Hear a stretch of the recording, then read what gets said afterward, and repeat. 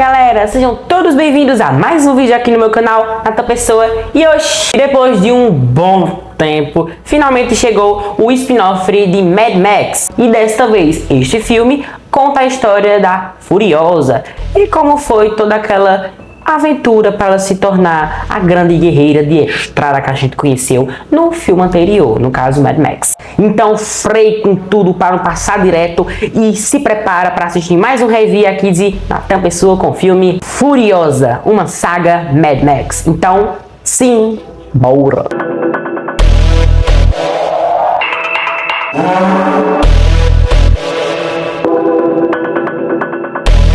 A jovem Furiosa cai nas mãos de uma grande horda de motoqueiros, liderada pelo Senhor da Guerra, Demetus, varrendo Wasteland. Eles encontram a Cidadela, presidida pelo Immortan Joey, enquanto os dois tiranos lutam pelo domínio. Furiosa logo se vê em uma batalha interrupta para voltar para casa. Assistindo ao filme, vendo ali algo que a obra estava trazendo durante sua trama, bem construída, primeiramente.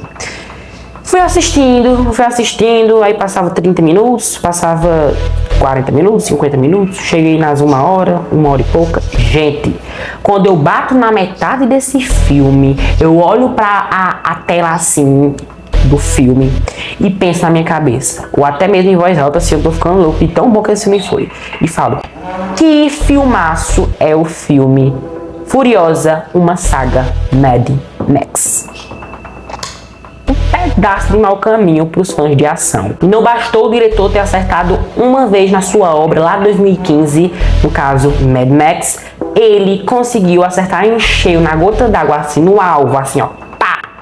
Mais uma vez neste filme. Meu Deus, George Miller, ele sabe o que faz, ele sabe o que ele cria, ele sabe o que ele produz, ele sabe o que ele projeta para o público-alvo. Porque não basta ter um filme de Furiosa para contar a história da protagonista e não tem nada ali se encaixando bem com, no caso, Mad Max, porque tem tudo a ver, óbvio, né, minha gente? É uma bem construída. Mas o problema é que muitos não levaram tanto assim pra dentro o gosto de adrenalina que Mad Max de 2015 traz. Muitos acharam que era apenas uma metade de uma história que não queria ter um final. Mas quando chega 2024, George Miller tá assim lapando com tudo assim na nossa tela dos cinemas. Não é que Mad Max ele é apenas um filme de corrida de carro no meio de uma estrada de terra onde tem vários personagens estranhos com aparências estranhas e que estão em busca de algo. Não, não é isso. Não é um negócio pegado de qualquer jeito e jogado para todo mundo assistir e falar: tudo bem, assistir um filme e sair, acabou. Quando falamos de George Miller, como eu falei, não já bastava Mad Max ter um filme bom. Este filme ele provou para quem duvidou aquilo que achavam que ele não conseguia produzir, como vimos em Mad Max. Porém, quando a gente fala de George Miller, o diretor desta obra, vemos um nome acima da testa dele. O nome, só uma frase. O nome é criatividade. Porque aquele prova que ele consegue fazer coisas diferentes e com propósitos. O que é algo que não é jogado como qualquer coisa, não é uma coisa feita para momentaneamente ser passada logo depois de algum tempo. Não é e nem será. Em questão de narrativa, história do filme, o roteirista Nick Larris, ele estava afastado um pouco, né, do seu amigo Brandon McCut, e consegue trazer a história da protagonista passo a passo, começando com ela desde criança, tudo mais, né? Depois vai passando por os perrengues que em todo personagem em desenvolvimento precisa passar, com a problemática, com a narrativa que induz o personagem na problemática, e ele tem que dar uma meia volta naquela problemática e jogar de lado assim, jogar mais longe que for, né? E se precisar de ajuda, ela pode usar seus carrinhos lá para empurrar com toda aquela problemática, no caso, o problema que ela enfrenta na trama para longe, que é bem descomparado com o Mad Max, Estrada de Fúria, no caso do 2015. Porque lá o protagonista, ele não é pra gente assim, ele é protagonista, mas a gente não vê ele como um protagonista em si, até porque a trama ela se desvia muito do personagem e do protagonista, que é o menino lá do filme, e acho que tem que carregar mais pro lado da garota. Então aqui o filme ele tem um propósito entre aspas, de focar mais na protagonista. Tudo bem que aqui também neste filme tem aquela indução de que ela não é ali, né, a protagonista, mas ela tem a história contada do começo, tem ali um certo recanto do filme, mas quando chega em uma área ali retangular da trama, que não substitui nada que ele tenta tirar para colocar, a gente percebe que não é bem ela a protagonista em si, porque se vemos bem o que a história tá tramando, não só apenas dela como protagonista, porque o mundo não gira em torno de você, viu? Mas tem dois personagens no filme que a trama se desvia para eles e tenta provocar mais aquela intuição da gente que tá querendo ver aquele personagem, mas não é bem ele em si ou não, será que é? E aí quando os roteiristas e diretores estão narrando a história, estão escrevendo a história e se vemos bem, o diretor e o roteirista tentam mover as placas tectônicas ao redor desse povo. Quem tá assistindo o filme tá entendendo o que eu tô dizendo, e tenta jogar um contra o outro. No caso, pega esses dois personagens que são mais destacados e pegam a protagonista, entre aspas, e juntam num redemoinho só assim, como se fosse algo mágico, algo incrível, mas que acaba ali tendo uma disputa acirrada maior entre os personagens. É um negócio tão pessoal por lado dos dois protagonistas. Tá bom, vou destacar os antagonistas deste filme, que eles acabam mais se vendo como uma ameaça um para o outro, o que distancia ligeiramente a protagonista do filme para longe, quilômetros de arena. É tanta dissubjetividade da personagem protagonista do filme, que eu acho que, tirando ela, a gente coloca nos antagonistas aqui do filme, o filme pode até se destacar bem mais pro lado deles do que pro lado dela. Quando algo surpreendente acontece, a chamada atenção, os personagens tentam involuntariamente se distanciar mais, mas acabam pegando mais pro lado deles do que do dela, pegando ela como se fosse um coadjuvante aqui no filme. Se você acha que é aquilo que você tá pensando da personagem, aquele propósito dela, que é o propósito dela, ok? Tentar voltar para casa, distanciar, ser liberta, ter a sua vida aberta, tudo mais. Não, isso aí tá mais para outro filme, no caso Mad Max, Estrada da Fúria.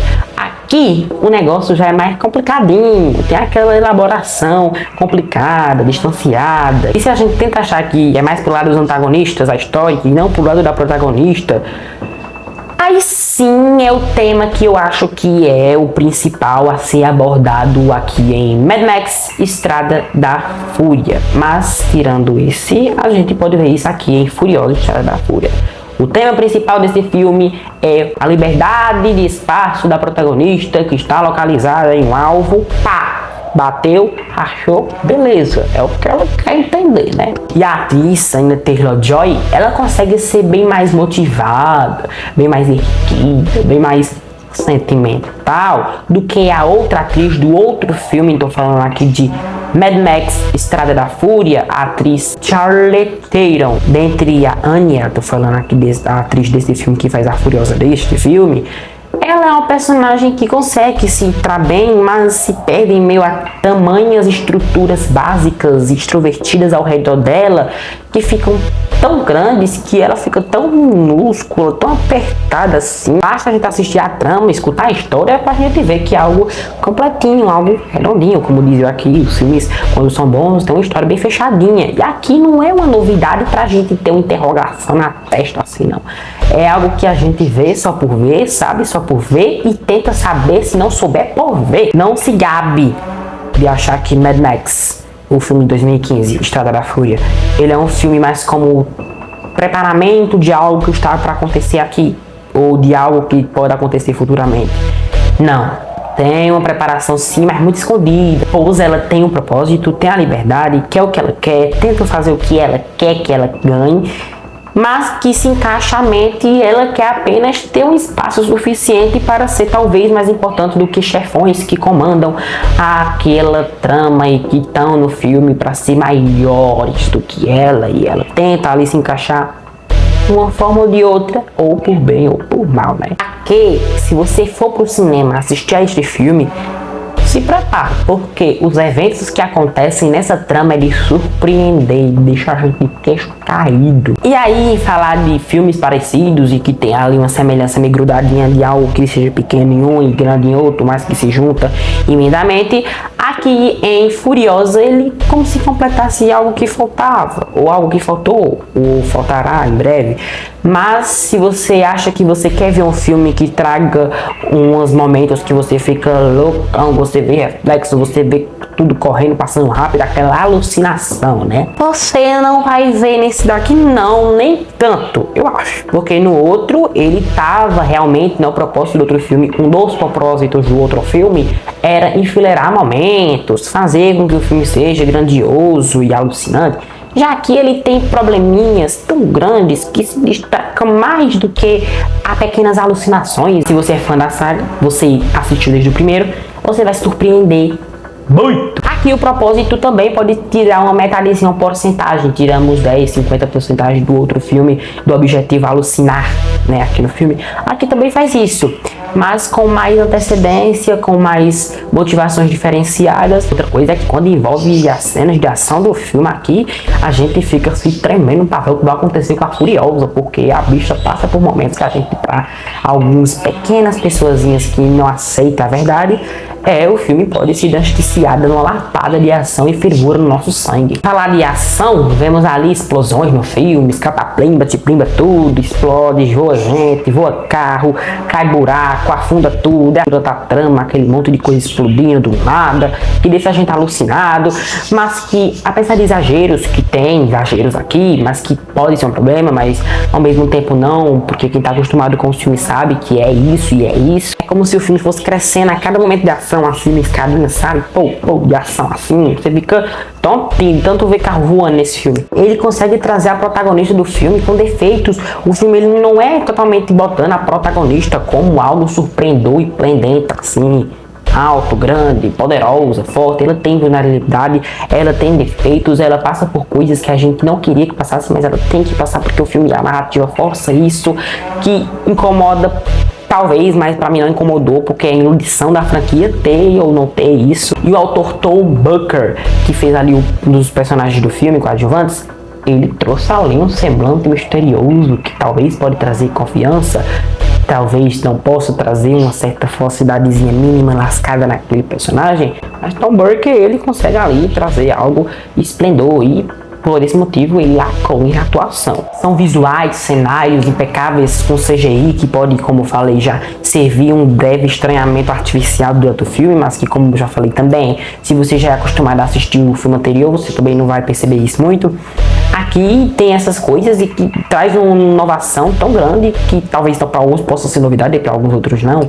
Tem visuais aqui dos vilões, exemplo, que são simples, mas quando eles se impõem demais, começa a fazer demais aquele show de vilanesco deles, começa a destacar bem mais e fica combinadinho ali suas roupinhas e destaca, né? E a composição do ator Chris Ramage consegue trazer algo tão emblemático que a gente fica ali hipnotizado ao ver a cena dele hablando durante o filme, porque ele consegue trazer um deboche em si tão grandioso que nos traga e nem barra nada durante a trama, fazendo ficar naquele momento. Já o autor Leigh Han, que faz o outro vilão do filme, ele se destaca também, porém tem aquela autoconfiança do personagem, que é algo que não é tão assim pro lado do outro vilão, que é bem diferente de personalidades. Furiosa, uma saga Mad Max, ele é um filme que traz ali vários objetivos e um deles não é a alucinação espetacular que visto no cinema pode ser algo muito maior e muito mais grandioso, mas que tem os objetivos ali diferenciados, que é mais na pegada dramática do filme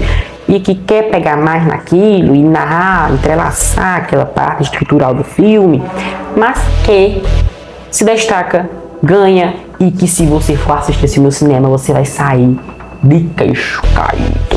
E a nota que eu dou ao filme Furiosa, uma saga Mad Max, é a nota 9,8. Então galera, esse foi o vídeo de hoje, espero muito que vocês tenham gostado. E se gostar do vídeo, o que vocês fazem? Vocês deixam um like, inscrevam-se no canal, ativem o sininho de notificações para estar recebendo a vídeos novos. Lembrando que temos vídeos novos toda segunda e todo sábado às 19 horas da noite. Então um beijo e tchau, até o próximo vídeo.